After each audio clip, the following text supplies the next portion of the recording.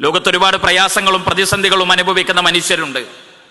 ആത്മാർത്ഥമായ പ്രാർത്ഥനകൾ അവർക്ക് വേണ്ടി എല്ലാം നമ്മുടെ ഹൃദയങ്ങളിൽ ഉണ്ടാകണം. വേദനിക്കുന്ന സങ്കടപ്പെടുന്ന മനുഷ്യരുടെ കൂടെ നിൽക്കുക എന്നത് ഏതൊരു വിശ്വാസിയുടെയും ബാധ്യത നിർവഹണത്തിന്റെ ഭാഗമാണ്. നമ്മൾ എത്ര സന്തോഷത്തോടു കൂടിയാണ് ഇവിടെ ഇരിക്കുന്നത്.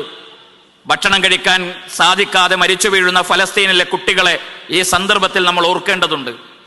എണ്ണിയാൽ ഒടുങ്ങാത്ത ആയിരക്കണക്കിന് വരുന്ന കുട്ടികളുടെ വേദനകൾക്ക് മുന്നിലാണ് നമ്മുടെ ജീവിതം നാം മുന്നോട്ട് കൊണ്ടുപോകുന്നത്.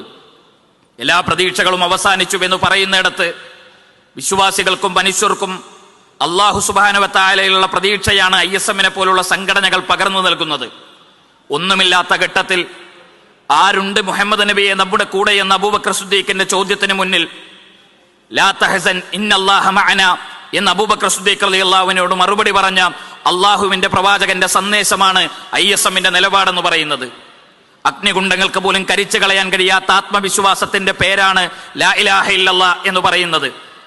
നമ്രൂദ് ഇബ്രാഹിം നബി അലൈഹി സ്വലാത്തു വസ്സലാമയ്ക്കെതിരെ നമ്രൂദ് ഒരുക്കിയ അഗ്നികുണ്ഡത്തിനിടയിൽ നിന്ന് അല്ലാഹു സുബ്ഹാനഹു വ തആല ഇബ്രാഹിം നബിയെ കൈപിടിച്ചുയർത്തുമ്പോൾ ഇബ്രാഹിം നബിക്കുണ്ടായിരുന്ന ആത്മവിശ്വാസത്തിന്റെ പേരാണ് ഹസ്ബി അല്ലാഹ്, എനിക്ക് എന്റെ അല്ലാഹ് മതി എന്ന ആത്മവിശ്വാസം. ആ നിർഭയത്വമാണ് നമ്മുടെ ജീവിതത്തിൽ ഉണ്ടാകേണ്ടത്.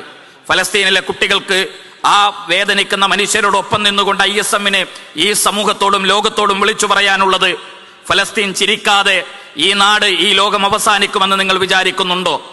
ഫലസ്തീനിലെ കുട്ടികളുടെ ചുണ്ടുകളിൽ പുഞ്ചിരി വിരിയാതെ ഈ ലോകം അവസാനിക്കുമെന്ന് നമ്മൾ കരുതുന്നുണ്ടോ? ബൈത്തുൽ മുഖദ്ദസിന്റെ മിനാരങ്ങളിൽ സമാധാനത്തിന്റെ ബാങ്കുലി ശബ്ദം കേൾക്കാതെ ഈ ലോകം അവസാനിക്കുമെന്ന് നിങ്ങൾ വിചാരിക്കുന്നുണ്ടോ? ബൈത്തുൽ മുഖദ്ദസിന്റെ മുസല്ലകളിൽ നിർഭയരായി ഫലസ്തീൻ മക്കൾ നമസ്കരിക്കാതെ ഈ ലോകം അവസാനിക്കുമെന്ന് നിങ്ങൾ വിചാരിക്കുന്നുണ്ടോ? വേദനിക്കുന്ന സങ്കടപ്പെടുന്ന ഉമ്മമാരുടെ നെഞ്ചകങ്ങളിൽ സമാധാനത്തോടെ കിടന്നുറങ്ങുന്ന ഫലസ്തീൻ കുട്ടികളുടെ ചരിത്രമില്ലാതെ ഈ ലോകം അവസാനിക്കും എന്ന് നിങ്ങൾ വിചാരിക്കുന്നുണ്ടോ?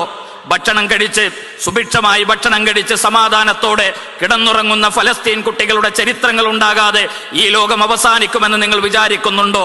ജെറൂസലേമിലെയും ഫലസ്തീനിന്റെയും തെരുവോരങ്ങളിൽ സമാധാനത്തോടുകൂടി ഫലസ്തീനിലെ കുട്ടികൾ ജുലാലി കളിക്കുന്ന ഒരു ദിവസം ഉണ്ടാകാതെ ഈ ലോകം അവസാനിക്കുമെന്ന് നിങ്ങൾ വിചാരിക്കുന്നുണ്ടോ?